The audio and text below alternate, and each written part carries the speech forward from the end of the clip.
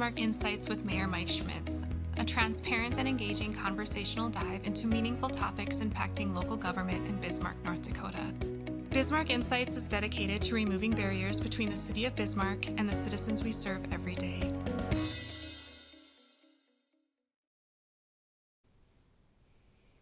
Hello and welcome to Bismarck Insights. I'm Bismarck Mayor Mike Schmitz, and today we're going to focus on a community partner, not city government directly, but we have with us Michelle, the Director of Abused Adult Resource Center here in Bismarck. And to start with, Michelle, just give us a little bit about your background and your role with the Abused Adult Resource Center. Sure, thank you for having me. So I started with AARC in 2005.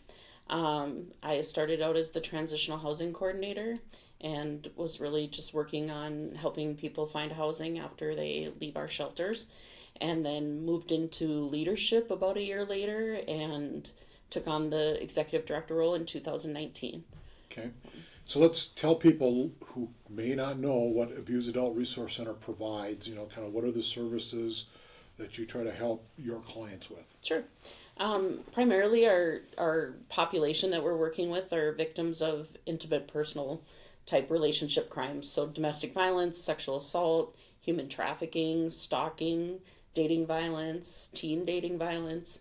And so we're just wanting people to know that they don't need to live in those situations or stay in those situations. And so we have quite an array of services, from just coming in to talk to somebody, getting emotional support, maybe determining if that relationship isn't super healthy, and then, everything from emergency shelter, transitional shelter, permanent supportive housing. We also have assistance with applying for domestic violence protection orders. We can help with things sometimes like medications, transportation, gas. We just want to provide whatever resources we can for people to get out of those situations. Sure. And that includes obviously shelters, but it's across the spectrum. It's not limited to just one gender, correct? Correct. We serve anyone that needs help. So primarily it's female, but we do, the national statistic I believe is about 5% of male victims at most places. We run about 7 to 10. So we do have quite a little bit higher of male victim population, transgender, same sex, whoever we can help out. Sure.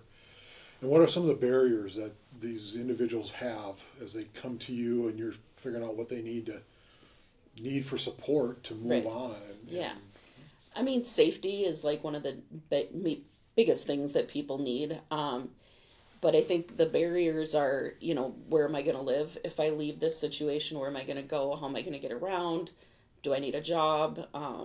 That kind of stuff. We do feel like one of the bigger things that keeps people in there are their pets.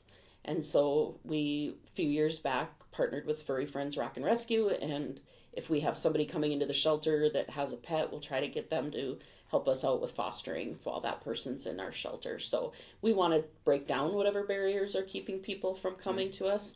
And that's definitely one of them. We've expanded our housing programs over the years so that we can offer different forms of housing, temporary, permanent. We also have an apartment building, so that helps. Those transportation is probably one of the bigger barriers, which is a community-wide thing, not just for our clients. And just, being able to get out of those situations safely takes some time to figure out too. So sure. And so, like, how many facilities and how many individuals are you able to accommodate? In just like housing, for instance? Let's start with mostly housing for now. Mostly housing. Our emergency shelter has 38 beds. Our transitional shelter has 25. We have a 7-unit efficiency apartment building. And then we have a couple rapid rehousing programs and transitional housing programs where we help people get into their own apartment in the community and then provide case management and assistance with rent. And we probably have anywhere from 10 to 15 people in those programs as well. And you're pretty full, I would? Pretty full. Okay. Yeah. And so beyond the housing, what are some other things that you're helping your clients with? I mean, probably not everybody is housed by you right now. Right. We have some support groups. We have, like I mentioned, assistance with protection orders. We do about 230 protection orders a year, probably. We help about 1,000 people every year that have never come to us before, and generally a couple hundred from the year before that are still working with us.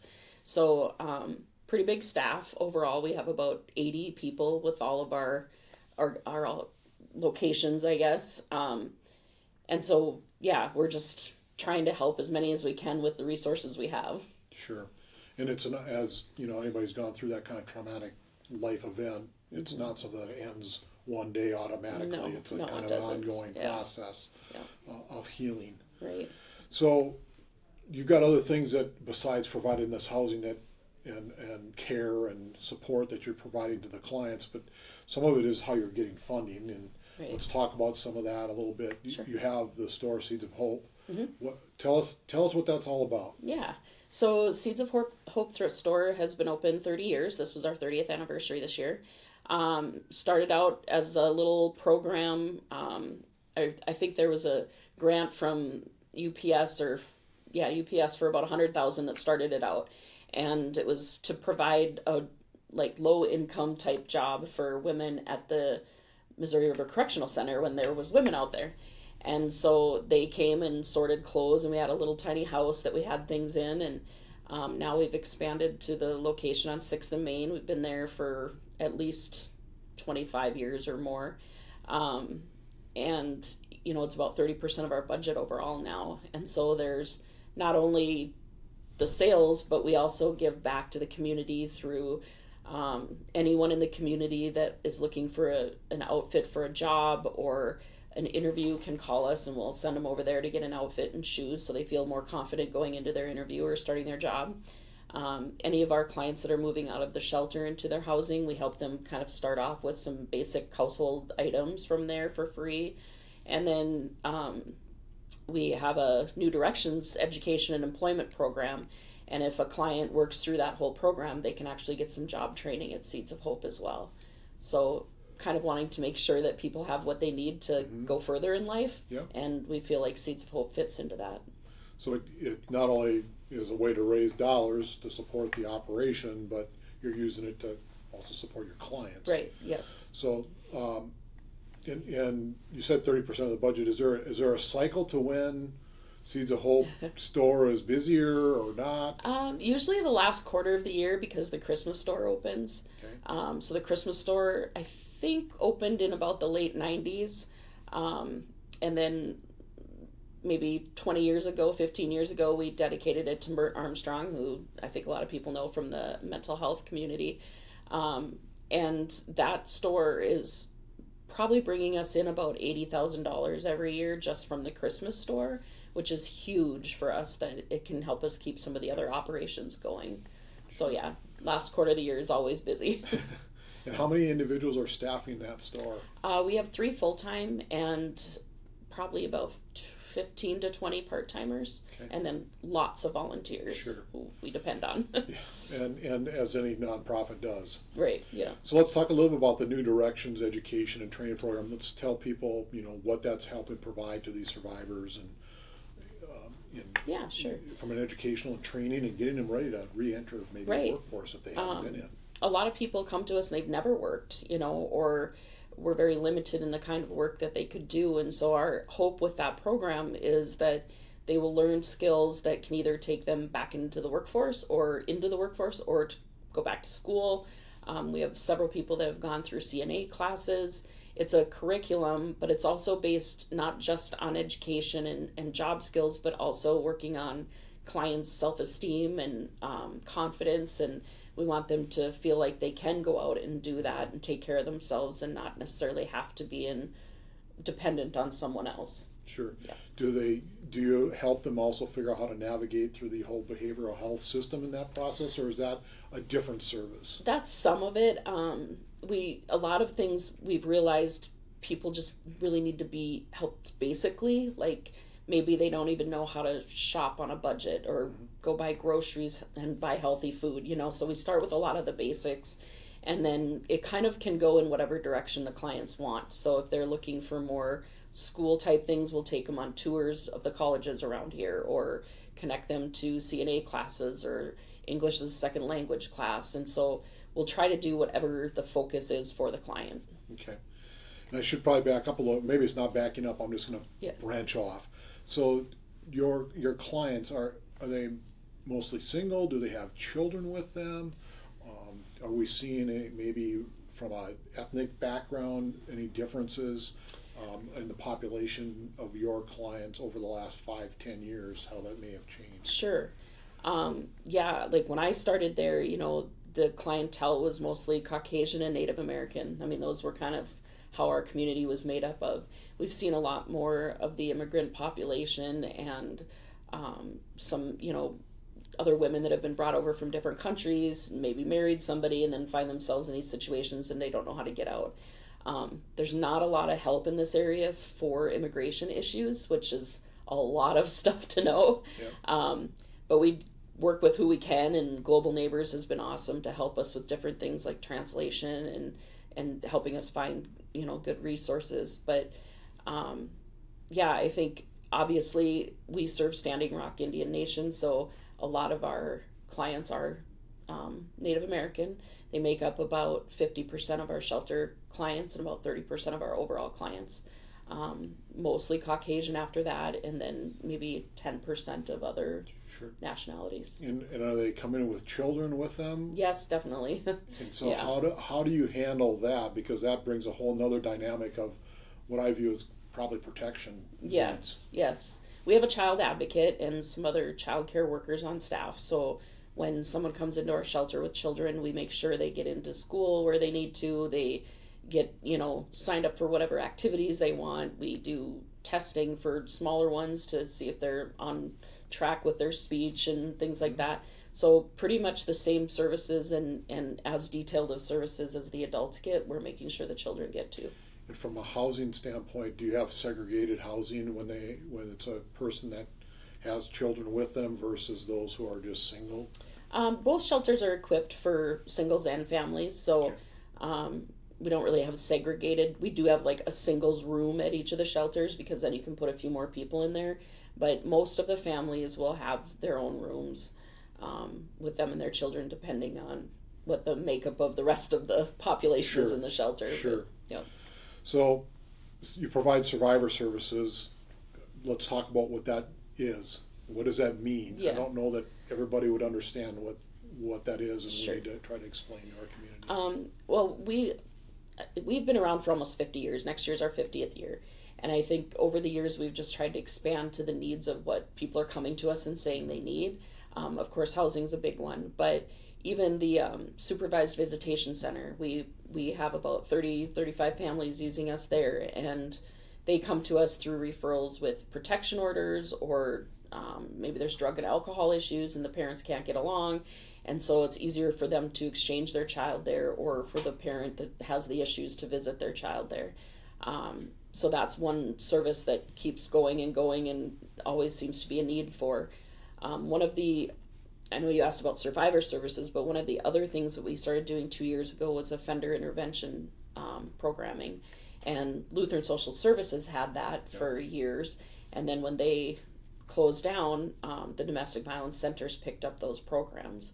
And in my opinion, it's another way that we can help decrease violence if we can get to the offender and teach them different thought processes and behaviors. And 2 years ago when we started it with one group, and we just added our fourth group this year. So there's definitely a need, and along with that, we received a federal grant earlier this year, Justice for Families grant. It's a 3-year grant, and we'll be working with the Supreme Court and the South Central District Court to set up a specialized domestic violence court here. So we're pretty excited about that because we think there'll be more intense services for people, and then hopefully we'll keep bringing that violence down. Sure. Because some of that's learned behavior from their childhood. Absolutely. And some of the things that have come up in the group, have been pretty astounding. Some light bulb moments for some of these guys that maybe realize that that's what happened, is they learned it and that's what they thought was okay. So I think we're doing good work there. In turn, that affects the survivors, because if they know that maybe their person's going to get some help and be better, then they have a little hope too. So just basically anything that we can do to help people move on from those situations and and be safe is what we're trying to provide. So let's talk a little bit about the human trafficking, which, I mean, I don't know if people realize that we really do have that in Yes. this community or not, and how is your organization helping those individuals reestablish life? Sure. Get whatever help they need, which I can't even imagine the needs they have. Yeah, it's human trafficking's a kind of a different beast.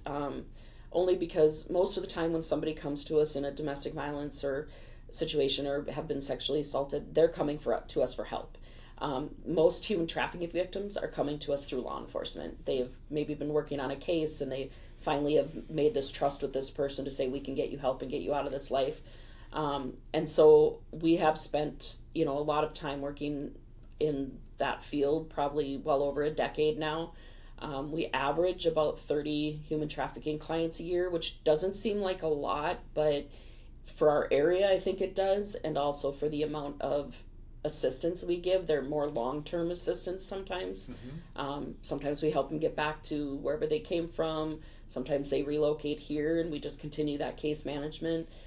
It's definitely a building trust type of relationship and making sure that they feel safe as well. And, law enforcement's usually involved, so that helps. And, so something we didn't think we'd ever get into. Right, and certainly for those individuals, trust is a big thing because they've had a pattern that caused them, a pattern of treatment to them that would cause them to not have trust really in anybody. Right, yeah.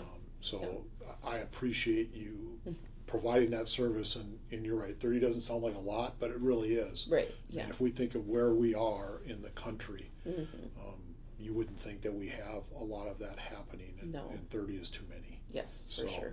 Appreciate your work with that. Yeah. So from the community, there's been some changes over the last 1 year, 2 years, and beyond probably, but what are you seeing as changes for you as our community is changing that you're needing to try to adapt to? Yeah. Of course, the shutdown kind of affected us a little bit, and now we'll start trying to get back on track. But I would love to see us be less grant dependent, to be honest.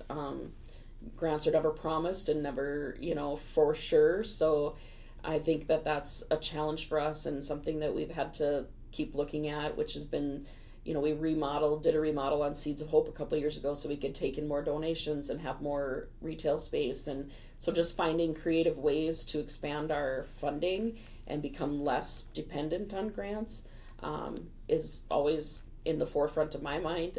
We're about 55% funded by the grants, so it is something that we rely on heavily. Operational costs for shelters, an apartment building, a store, like that can be pretty tough sometimes because things break down and need to be replaced and all of that.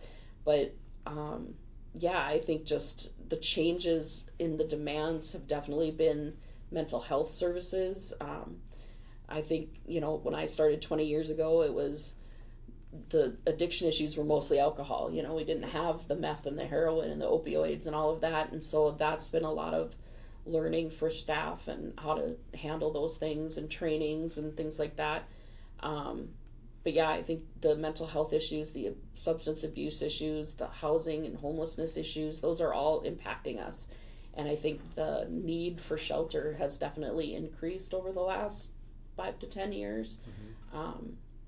And sometimes it's short term and sometimes people need a long term. It just depends on what other options are open for them. So, yeah. So you speak about the funding a little bit. So let's talk about that and what can the community do to help? I mean, obviously buying stuff from Seeds of Hope store is there, but do you do some other fundraising, or is there something that our general community could get involved with? How do they even make donations? Sure.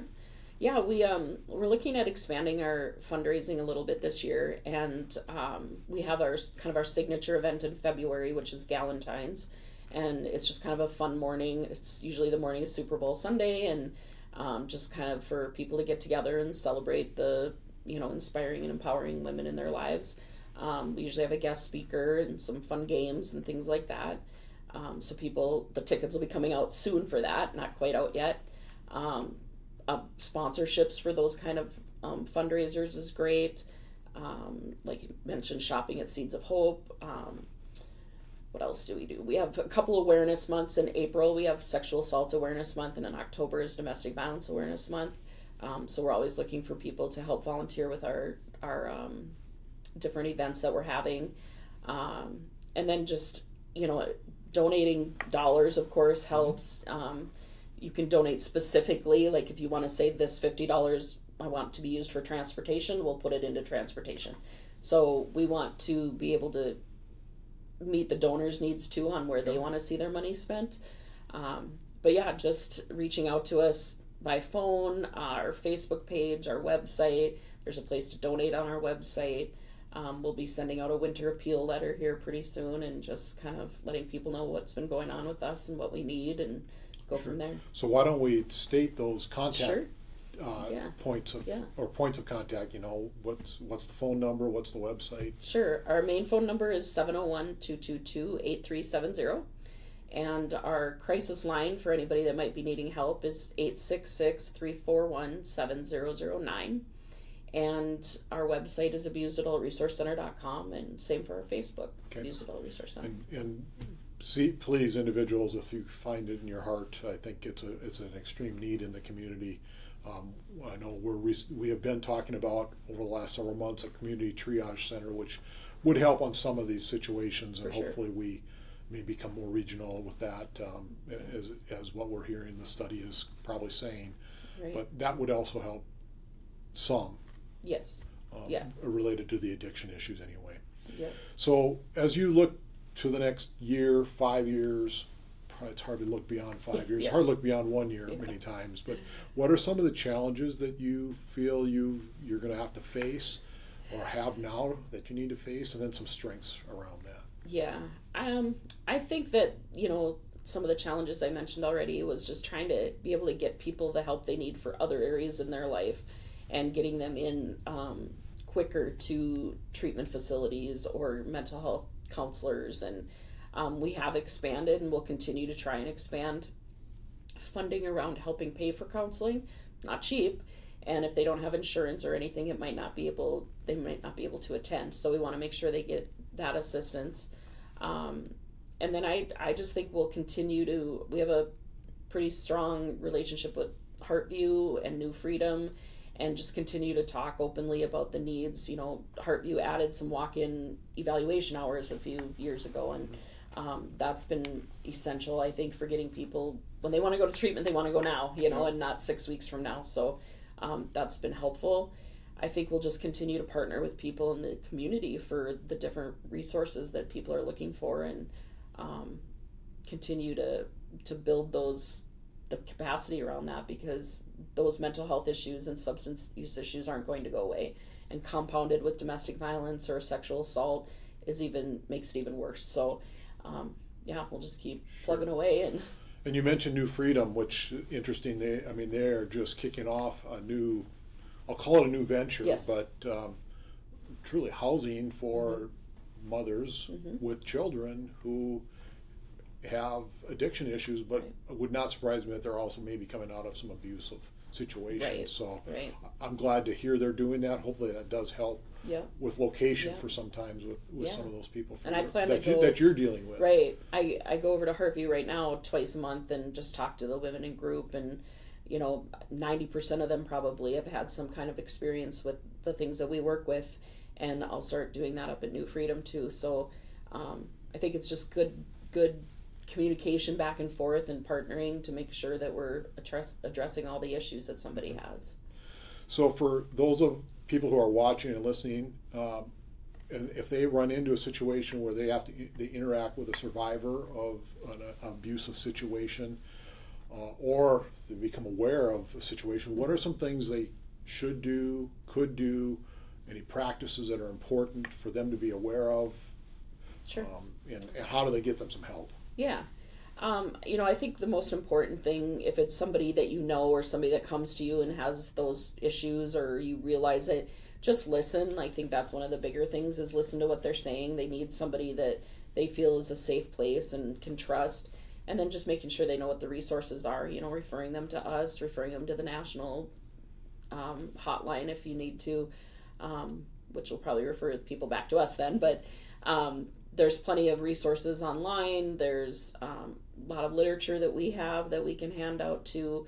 So I think it's just a matter of, listening, trusting that what they're saying is happening to them.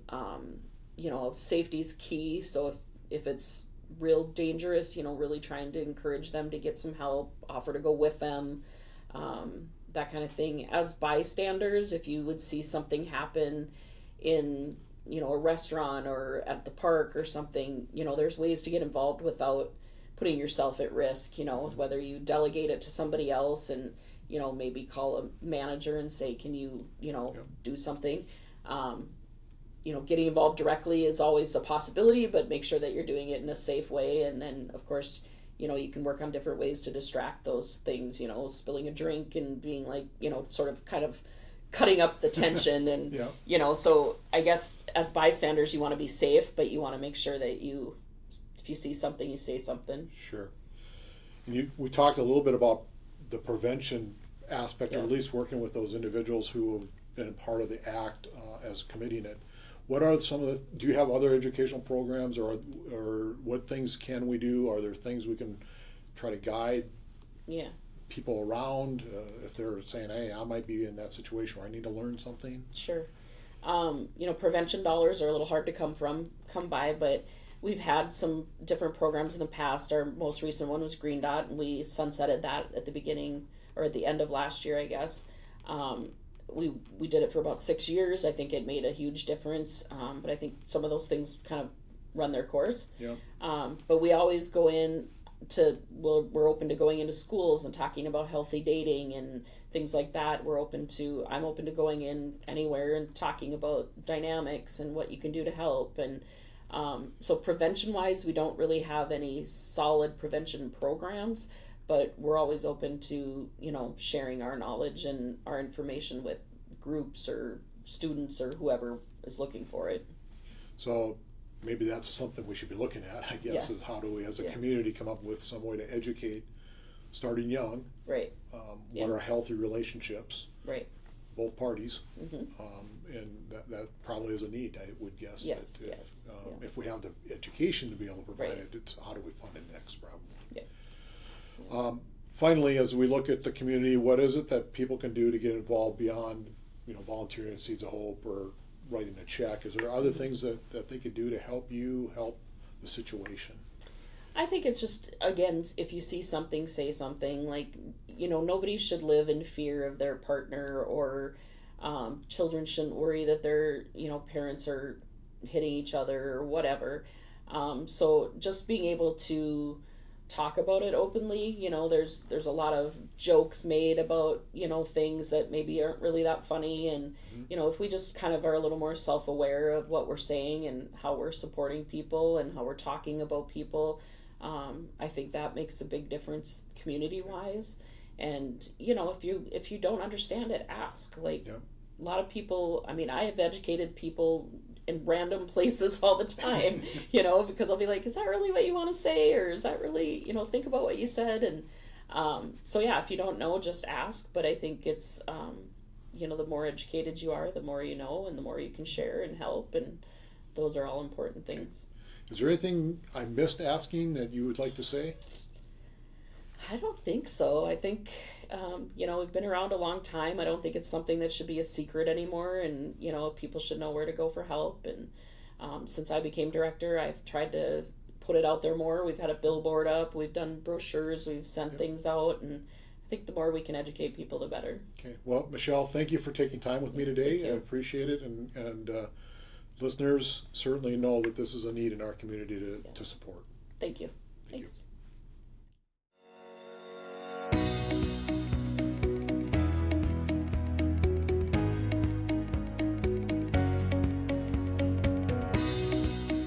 Thank you for watching Bismarck Insights with Mayor Mike Schmitz.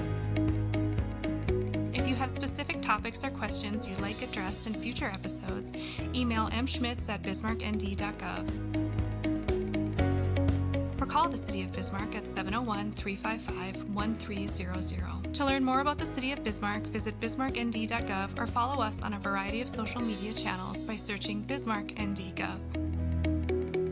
Bismarck Insights is a collaboration between Dakota Media Access and the City of Bismarck. You may find Bismarck Insights episodes on Government Access Channels 2 and 602, as well as on Roku, Apple TV, and Fire TV devices, on Radio Access 102.5 FM, and on demand at freetv.org.